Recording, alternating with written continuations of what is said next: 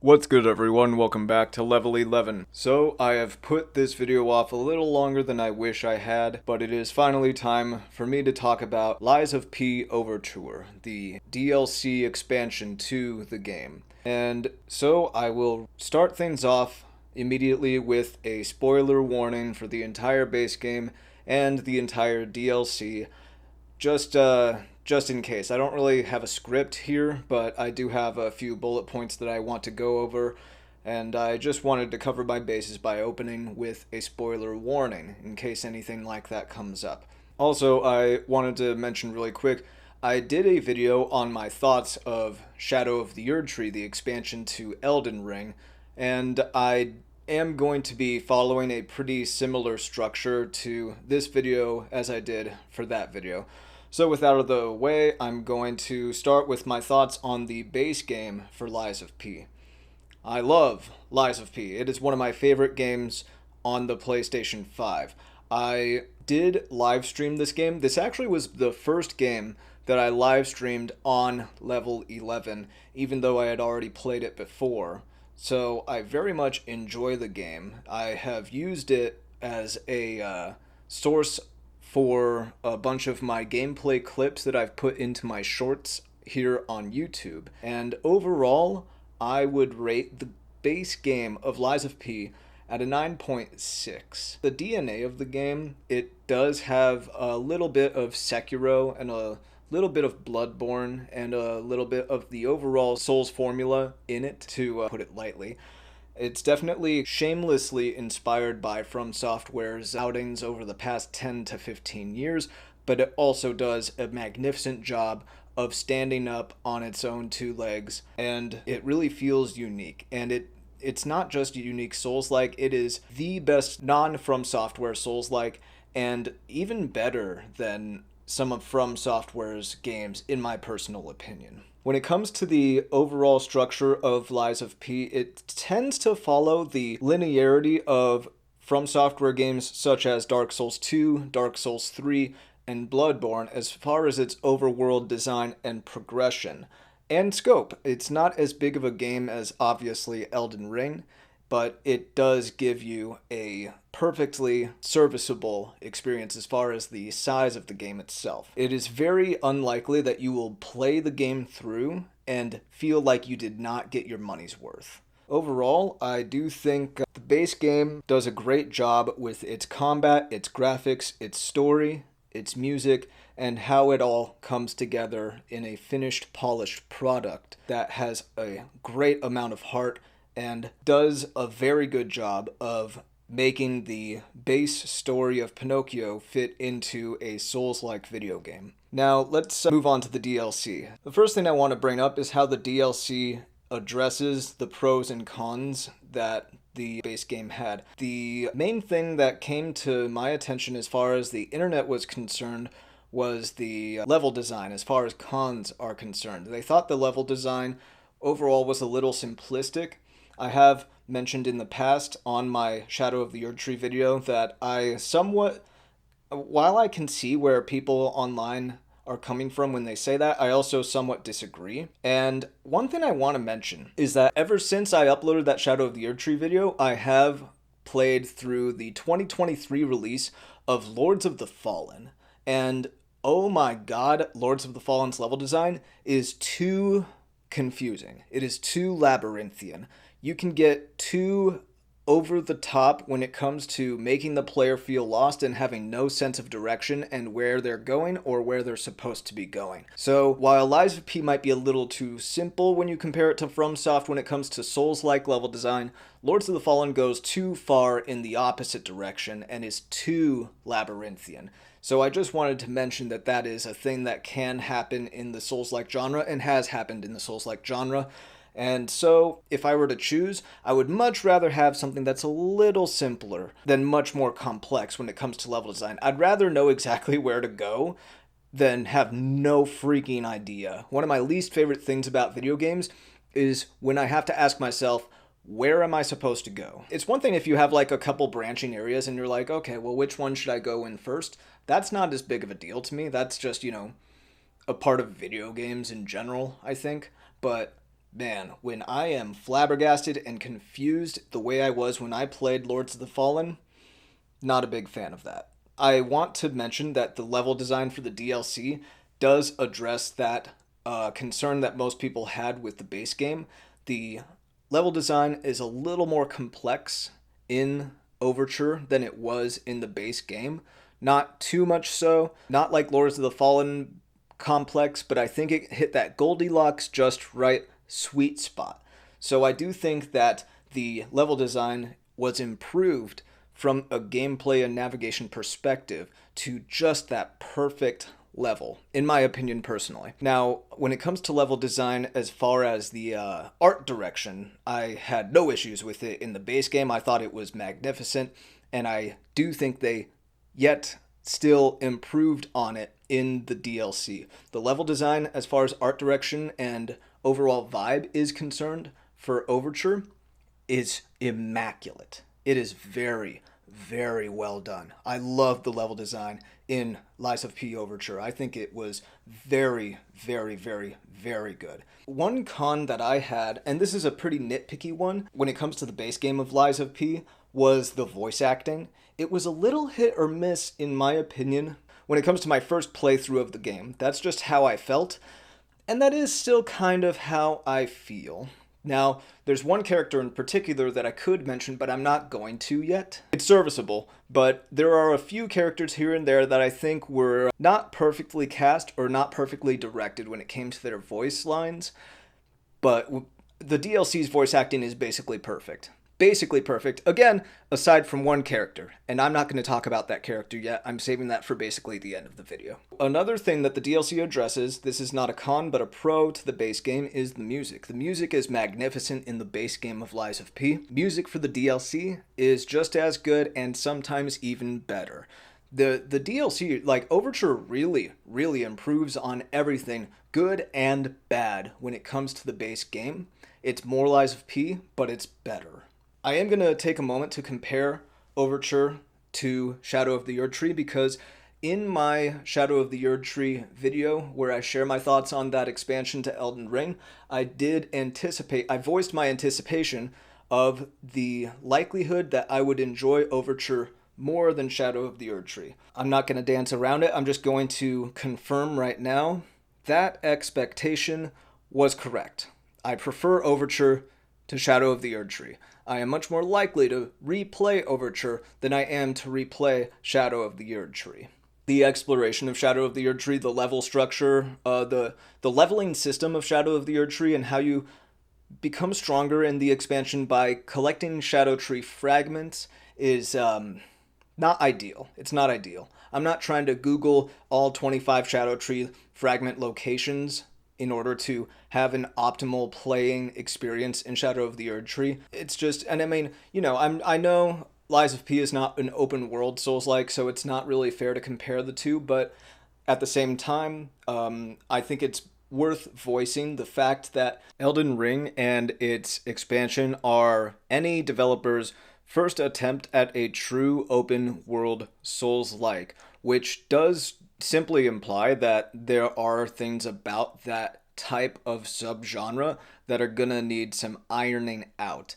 So I get in that sense that Elden Ring and Shadow of the Erdtree are good for what they are starting off, but I do think that the leveling system in Shadow of the Erdtree and how they address the DLC and how to approach it from a player who might be a little over leveled or might be at New Game Plus, I think that's something that needs to be reworked to some degree at the very least.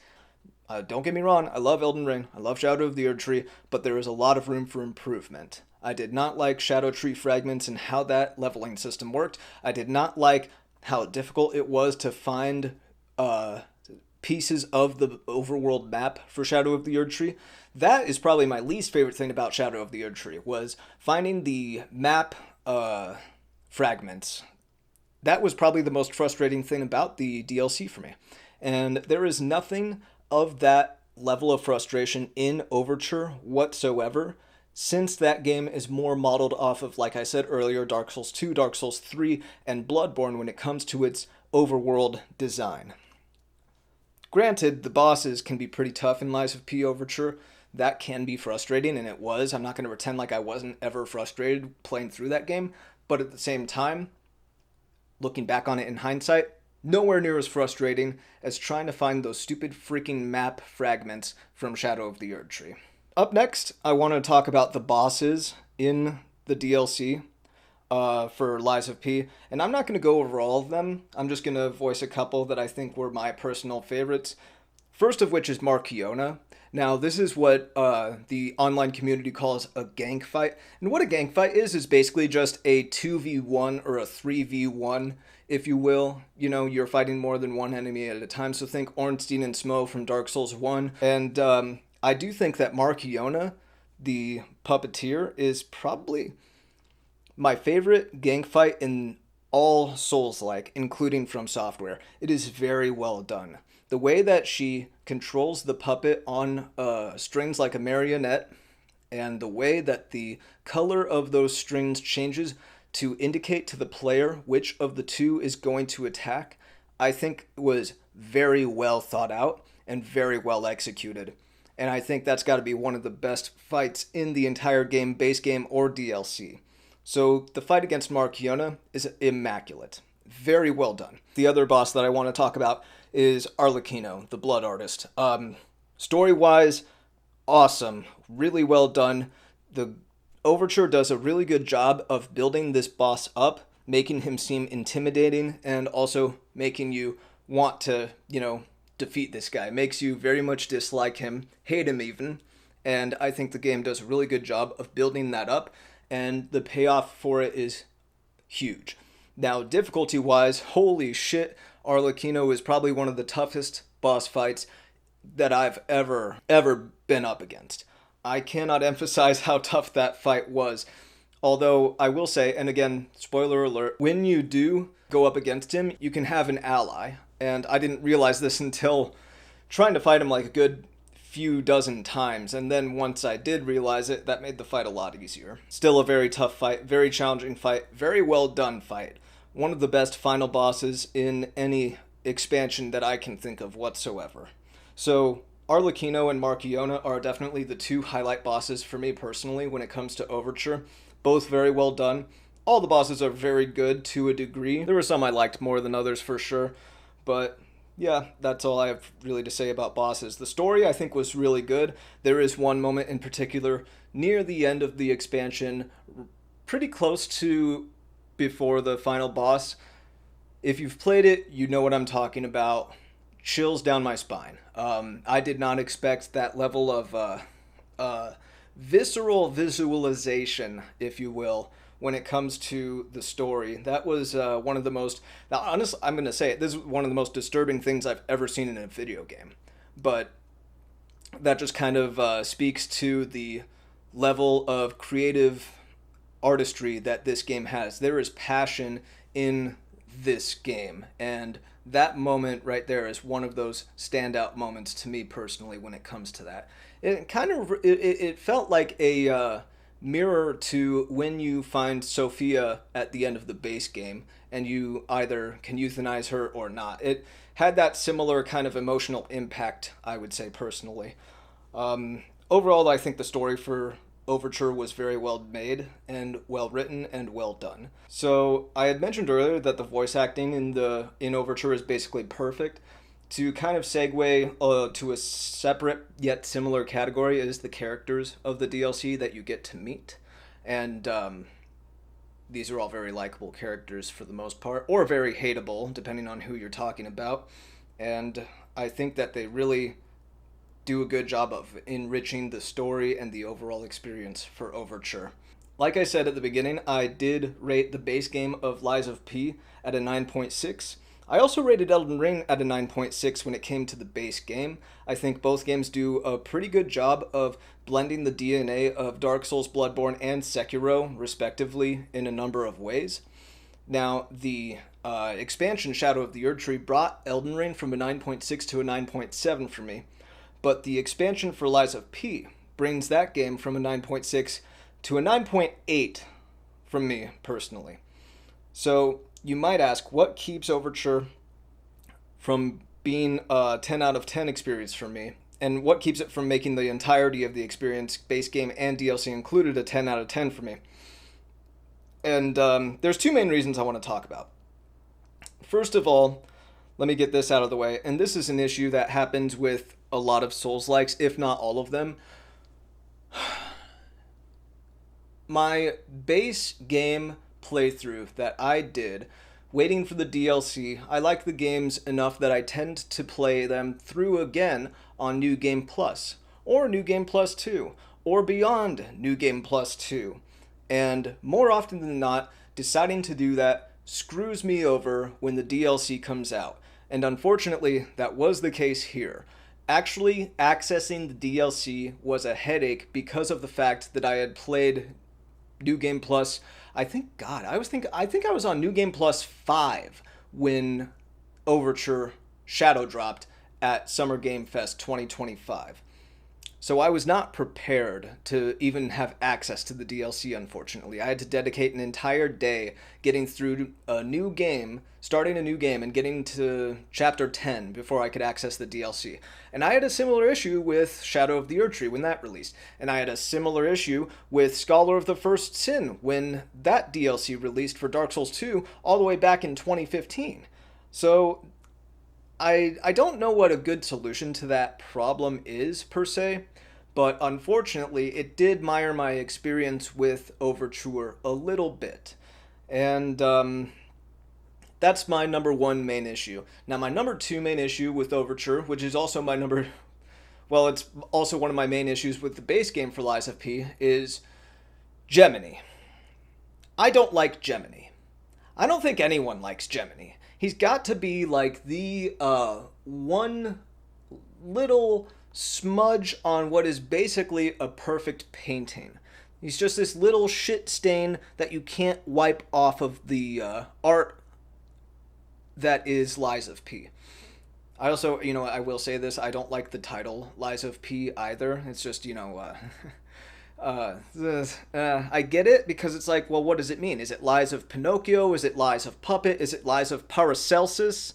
I don't know. And it's nice to have that little thematic curiosity to it, that ambiguity, if you will. And it makes you wonder, well, is the next game, the one that's going to be Wizard of Oz and Dorothy focus, is that going to be not Lies of D, because, Dorothy doesn't lie in the Wizard of Oz, really, but is it going to be like Wishes of D? I wonder if that's going to be the title of the game. Part of me kind of doubts it, just because it's tough to really predict the title of a game that has that you have no information about, basically. But if I were to guess, gun to my head, yeah, my first guess would be Wishes of D. But anyway, Gemini, dude, what the hell? He feels like Marvel just came in and had to put a character in there. He's like, he brings that energy of, well, that just happened to the game, and really fucks with the overall tone of the experience. And that goes for base game and DLC. And again, I don't really know what the solution to this would have been for me personally. I guess since Overture technically takes place in the past, you could have had Gemini vanish because of that, but at the same time, I don't know how that would work. Time travel's a little finicky when it comes to storytelling, so it's already tough to try and write your way out of that, corner that you've already painted yourself into, more or less. But I will say that I do think his voice acting improved a little bit, and his writing improved a little bit in Overture, but not enough for me to be wow, I just love Gemini now. It's like, no, dude, no. Nobody likes Gemini, and I don't blame them. I do wish that they had... I don't know if it's his voice acting. No, I think part of it's his voice acting, and I think part of it is also just the overall writing and the way they decided to characterize him as a whole. But, you know, I don't know what they would have been able to do to fix that from the base game to the DLC, other than just straight up getting rid of him. So those are the two main things that I have when it comes to my gripes with Overture specifically. And yeah, I would say overall I would rate Overture a 9.8 out of 10. It is one of the best expansions I have ever played to any video game, and I cannot recommend it enough, especially if you already liked the base game as it is. Now, I do remember in my Shadow of the Erdtree video, I don't know if it was Shadow of the Erdtree video. It might have been one of my Lies of P videos where I talked about the sequel that's in the works.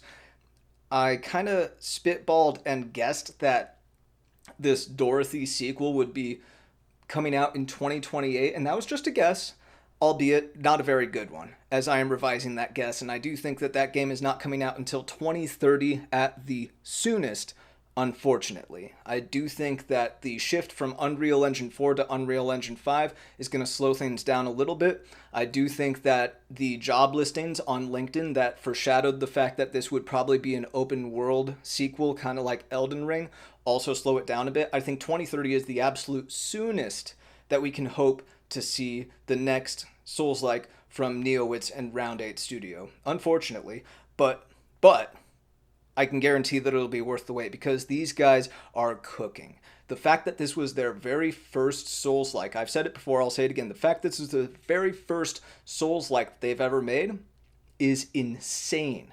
It is insane.